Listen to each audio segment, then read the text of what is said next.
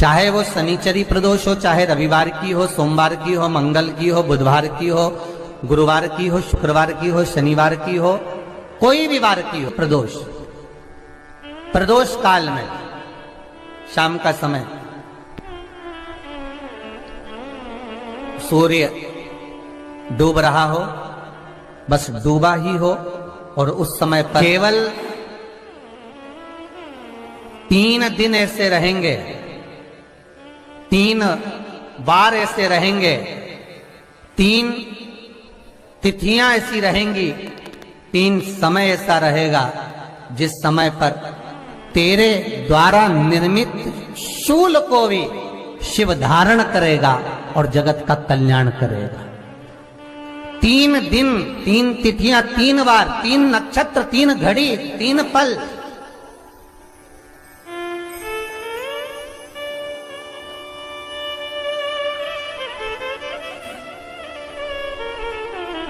जिसमें बाबा शूल भी धारण करते हैं,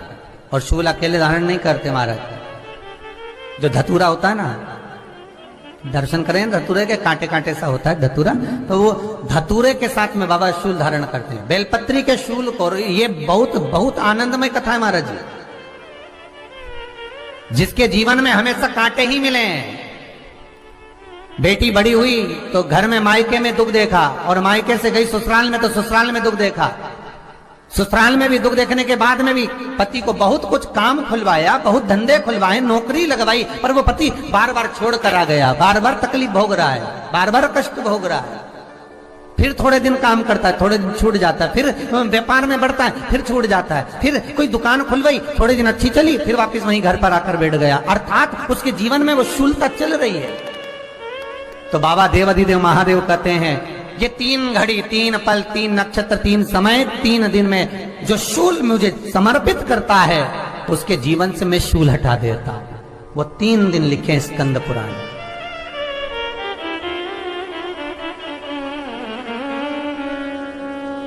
महाराज, बैसाख महीने में जो प्रदोष आती है, बैसाख के महीने में बहुत ध्यान से सुनना भाई, जो अपनी जिंदगी से बहुत तंग आ गए हो, परेशान हो गए हो, कष्टमय जीवन जी रहे हो, बहुत दुखी हो गए हो, उनके लिए ये स्कंद पुराण का चरित्र फिर मिले ना मिले, आप प्रेम से सुन लो भाव से। पहला, बैसाख महीने की प्रदोष, चाहे वो शनिचरी प्रदोष हो, चाहे रविवार की हो, सोमवार की हो, मंगल की हो, बुधवार की हो, गुरुवार की हो, शुक्रवार की हो, शनिवार की हो, कोई भी वार की हो, पर बैसाख महीने की प्रदोष, प्रदोष काल में शाम का समय सूर्य डूब रहा हो, बस डूबा ही हो, और उस समय पर सूर्य के डूबन के तुरंत बाद बाबा को धतूरे के साथ में बेलपत्री ना चढ़ाते हुए, बेलपत्री के वृक्ष के 7 कांटे बाबा के शिवलिंग पर समर्पित करे जाते हैं महाराज,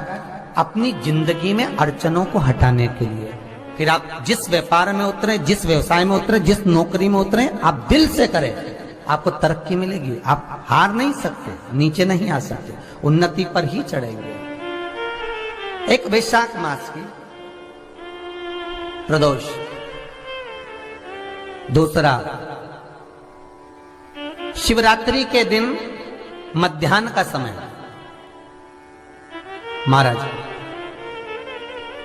जो बड़ी शिवरात्रि होती है माघ की, बड़ी शिवरात्रि के अंतर्गत मध्याह्न का समय, दोपहर के ठीक 12 बजे, चाहे फिर वो कोई भी दिन हो महाराज, शिवरात्रि जिस दिन पड़ रही हो,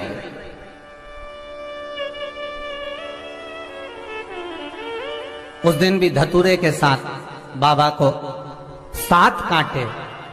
बेलपत्री के वृक्ष के समर्पित होते हैं महाराज। इसमें आप ये वाले जो कांटे हैं, जो शिवरात्रि के दोपहर 12 बजे वाले हैं, अगर कोई मदिरा पीने वाला हो, व्यसन में डूबने वाला हो, कोई जुआ खेलने वाला हो, कोई गलत वैश्यावृत्ति करने वाला, या अपने मार्ग से विचलित कोई व्यक्ति है, उसके लिए भी ये कांटे बहुत काम आते हैं महाराज। दूसरा, पार्वती, तेरे द्वारा तेरे नयन अश्रु से जो प्रगटा हुआ बेल का वृक्ष है, द्वितीय शूल मैं वहां धारण करता हूं,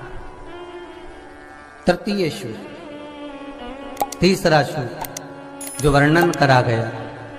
महाराज भगवान श्रावण के महीने में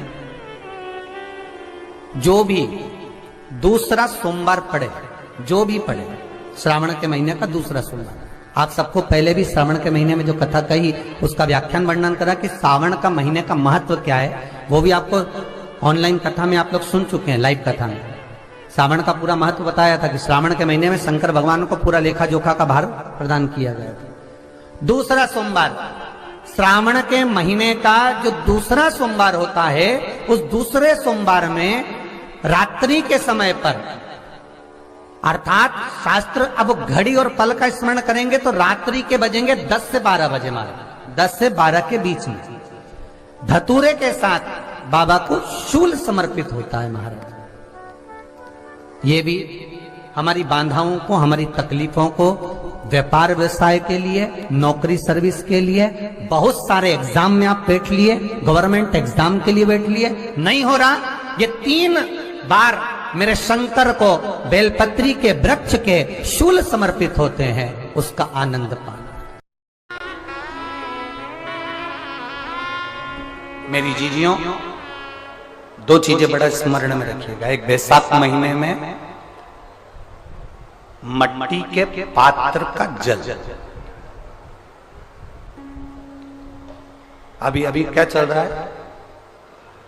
फागुन, अभी क्या चल रहा है, फागुन। जब बैसाख का महीना आए ना,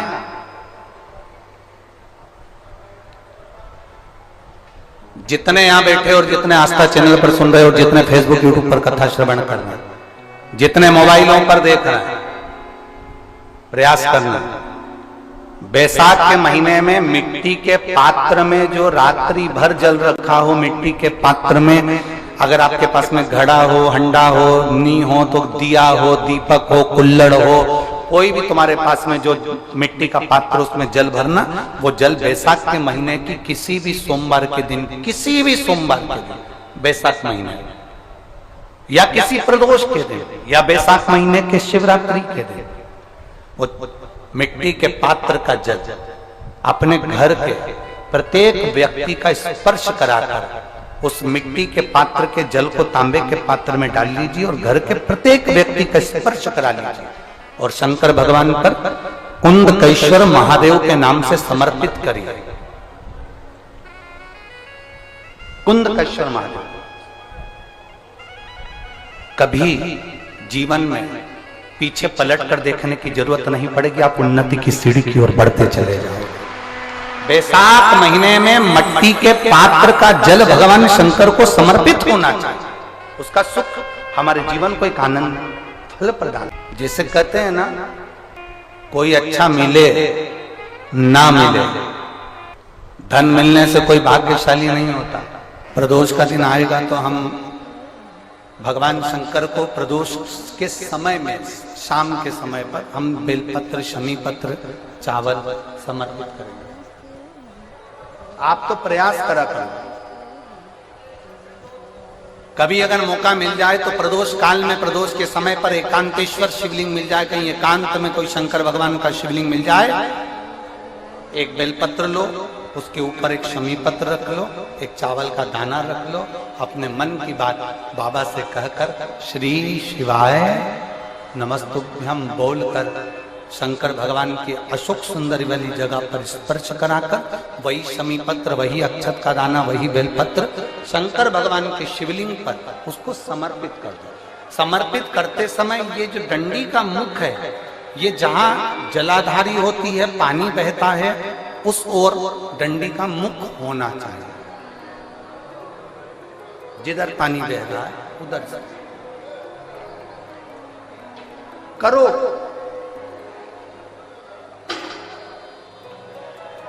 प्रदोष काल में करी गई आराधना, प्रदोष काल में किया गया भजन, केवल प्रदोष के दिन ही नहीं, प्रदोष काल में कभी भी शंकर को याद करो। वैसे तो शंकर भगवान को याद करने के लिए कोई समय निश्चित नहीं किया गया कि इस समय शिव जी को याद करना। मौत का और महाकाल का आने का समय कभी निश्चित नहीं होता। मौत आने का समय भी निश्चित नहीं होता, कब व्यक्ति की मृत्यु हो जाए, कब प्राण छूट जाए, कब बीपी शुगर कभी गड़बड़ हो जाए, कब किसको कौन सा रोग हो जाए, कब किसको अटैक आ जाए, कोई समय का भरोसा नहीं है। मौत का जैसे समय नहीं होता, उसी तरह महाकाल के भजन का, शंकर भगवान के गुणगान का, शिव जी की भक्ति का कोई समय नहीं है। तुम जब पुकारो मेरा देव अधिदेव महादेव तुम्हारे सामने खड़ा है।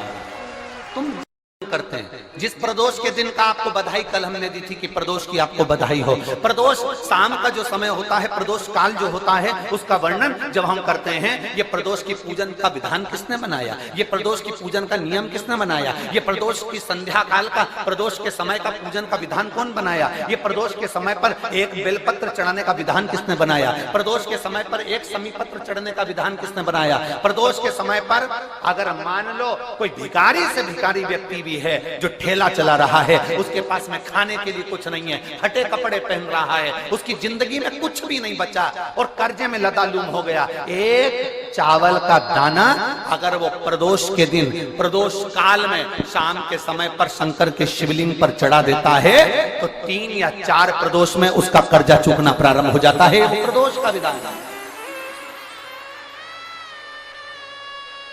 इतना ये प्रदोष का वर्णन करा किसने, इतना प्रदोष की महत्वता बताई किसने, कौन करे इतना वर्णन। अगर प्रदोष की महत्वता बताने वाला कोई है, इसीलिए मेरे शंकर भगवान माता सती को लेकर कुंभज ऋषि के यहाँ, अगस्त ऋषि के यहाँ कथा सुनने के लिए गए थे, क्योंकि उनके बराबर कोई शंकर के महत्व को बता नहीं सकता और प्रदोष के महत्व को नहीं बता सकता। सती मैया को प्रदोष का महत्व बताने के लिए शंकर सती जी को लेकर कुंभज बाबा के यहाँ गए थे, अगस्त ऋषि के, कि प्रदोष के महत्व को तो जानो सती, तुम प्रदोष के महत्व को तो सती जानो, तुम प्रदोष के महत्व को तो सती पहचानो कि प्रदोष का महत्व क्या होता है, प्रदोष काल का महत्व क्या होता है, प्रदोष के समय का महत्व क्या होता है।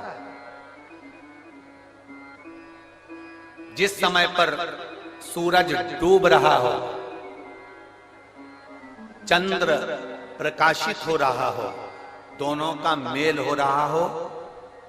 ना तो पूरा सूरज डूबा है, ना पूरा चंद्र आया है, ना पूरा अंधेरा है, ना पूरा उजाला है, उस समय को प्रदोष काल कहा गया, उस समय को प्रदोष का समय कहा, प्रदोष काल कहा। अब कई लोग हमसे कहते हैं गुरुजी आप हमको प्रदोष का समय बताया करो कि प्रदोष काल किसको कहते हैं, प्रदोष का समय किसको कहते हैं।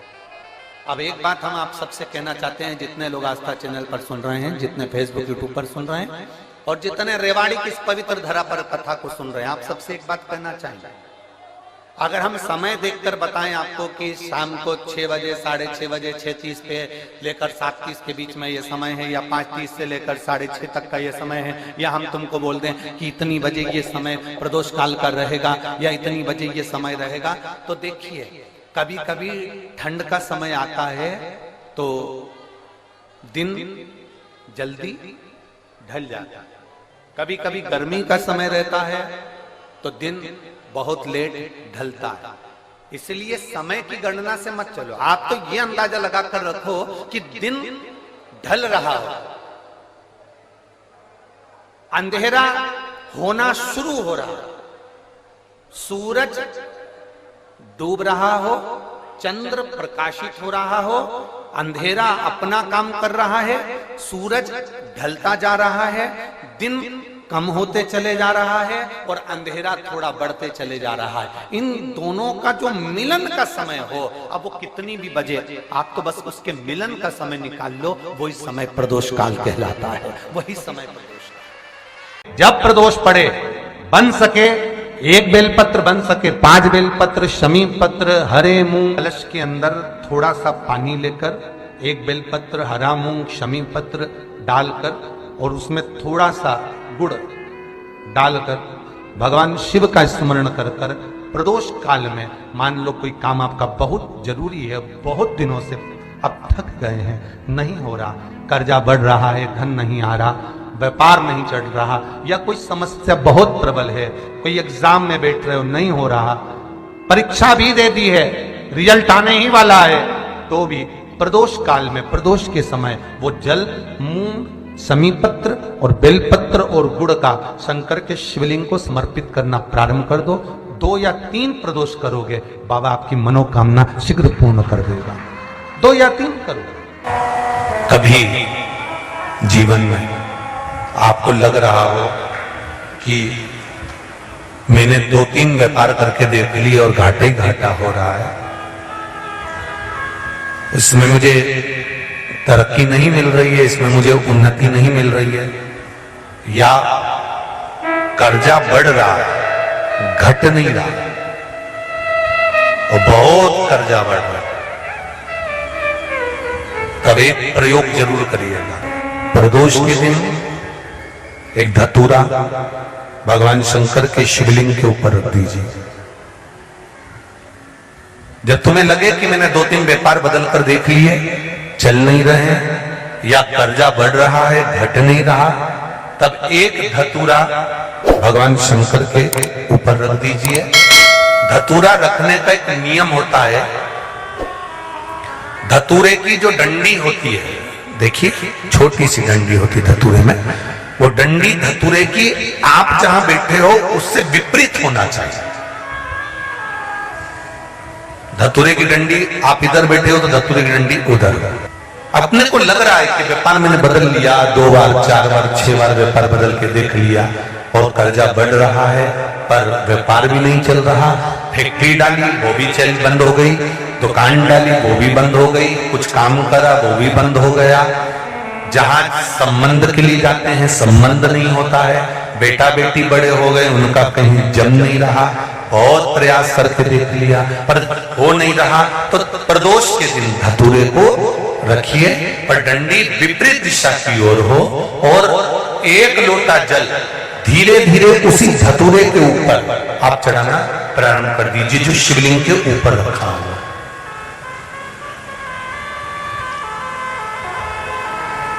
महाराज हाटकेश्वर महादेव का नाम लेकर, कौन से महादेव, जम के बोलो जरा, हाटकेश्वर महादेव का नाम लेकर जो जल समर्पित करा जाता है और उस जल को समर्पित करने के बाद उसी धतूरे को वापस घर में ले आया जाता है, वापस लिया।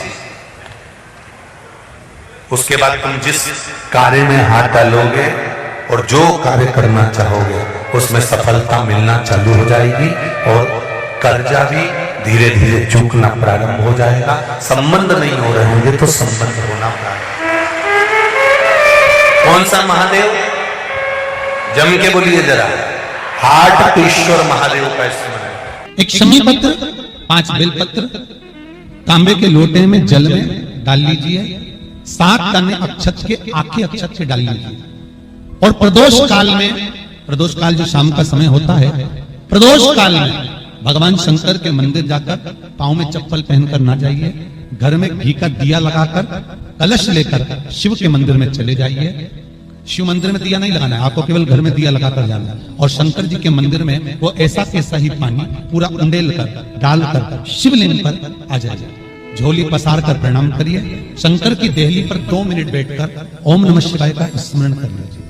कुछ देर शिव के मंदिर में प्रदोष काल में, प्रदोष के समय पर, प्रदोष के दिन बैठकर शिव नाम का जाप करें, जल का पात्र वापस घर में ले आए और बड़े प्रेम से अगले महीने फिर प्रदोष के दिन, फिर प्रदोष काल में शिव के द्वारे जाना, फिर विनती करें, कहीं मत जाना, केवल शंकर के शरण में जाना, उससे कहना, उससे निवेदन करना। मुझे विश्वास है मेरे शंभु पर, स्कंद पुराण कहती है,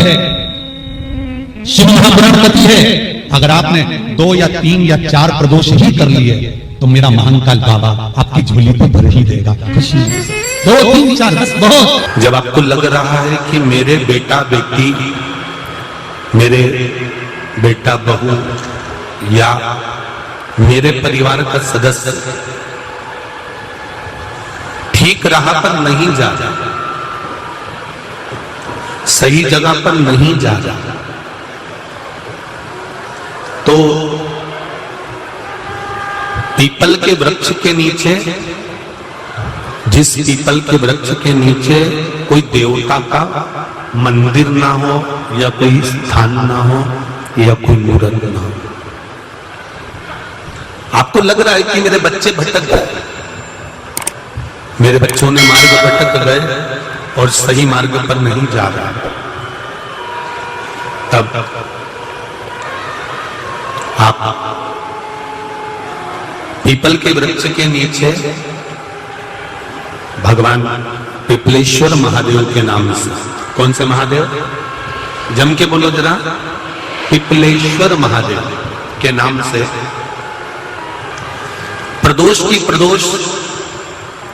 प्रदोष काल में आप पीपल के वृक्ष के नीचे भगवान को पिपलेश्वर महादेव के नाम से दीप लगाना प्रारंभ कर दो। और एक बात का स्मरण रहे आपको, आप पिपलेश्वर महादेव के नाम से जब दिया लगाएं तो आपके स्मरण में रहना चाहिए कि मेरे जो बच्चे गलत मार्ग पर जा रहे हैं, मेरे जो बच्चे, परिवार के लोग गलत पथ पर जा रहे हैं, वो उनका मार्ग, हे पिपलेश्वर महादेव आप उनका मार्ग सुलभ करें और उसको सतमार्ग की ओर लेकर, हमारे बच्चे गलत मार्ग की ओर चले गए हैं, उनका मार्ग सुधार दीजिए, मार्ग सवार दीजिए।